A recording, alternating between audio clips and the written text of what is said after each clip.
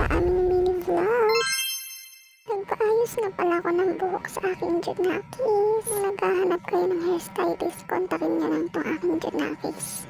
Charot. Grabe, tignan niyo yung buhok ko. Napakatagal humaba, nagtampo yata. Sino bang gumupit sa'yo? Buhay pa ba? Charot. Habang nagpapaayos ako ng buhok ito at nanonood rin ako ng TV, hindi lang pala ako, kami pala. Grabe, habang nagpapaayos ako ng buhok sa Junakis kong to, inaantok naman ako. Buti na nga lang at napapayag ko siyang ipitan niya ako. At tignan nyo nga ang kinalabasan ng ipit niya sa akin. Hindi ko malaman kung anong ipit ba to. Pero wala lang, natutuwa lang ako kasi ganyan. Ang galing-galing niya mag-ipit. Marunong na rin siyang mag-ipit ng sarili niya. Kaya kapag hindi ko siya naipitan, siyang nag-iipit sa sarili niya. Tanya yan, may papikit-pikit pa. O diba, inaantok talaga ako. Nakakaantok kasi talaga itong ginagawa ng Junakis ko sa ulo ko. Maya-maya, inalisan na nga ako at tinakasan na rin ako dahil siya ay naglalaro na. O diba, very good. Tanggal ko nga yung inipit niya sa akin mga mari ko at inayos ko yung buhok ko. At eto, mag-aayos ako ng aking self. Wala naman akong pupuntahan pero trip ko lang talagang mag-ayos-ayos. Kaya eto, samahan niyo akong mag-ayos ng aking sarili.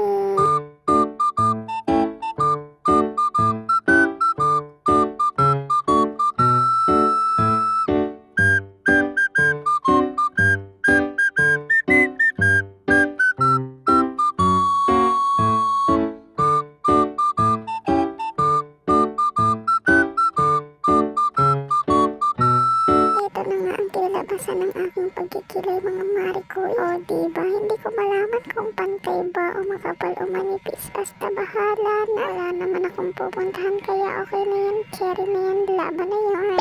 Naglagay lang ako ng konting glitters dyan sa may nguso ko. Wala lang, trip ko lang para lang may kumikinong around. Ito nga pala yung ginamit ko mga mari ko. Yung 4 shades na nga pala yung nandyan. Binigay nga lang sa akin to at ngayon ko lang siya nagagamit-gamit. At maglalagay rin ako banda sa may pisngi ko. Parang naman kumikinong around yun. Wala lang, trip ko lang talaga mag-ayos na yung buntis ako. Kaya ang dami nagsasabi na itong pangalawang pagbubuntis ko ay babae. O diba, napakaganda. May kumikinong around sa pisngi yun. Wala naman akong lakad mga mari ko. Pero trip ko lang talagang mag-ayos. At eto na nga ang kinalabasan ng aking pag-aayos mga mari ko. Hindi ko alam kung may nagbago ba. Uy! Mas okay pang nakatali kesa nakalugay, bro, yarn.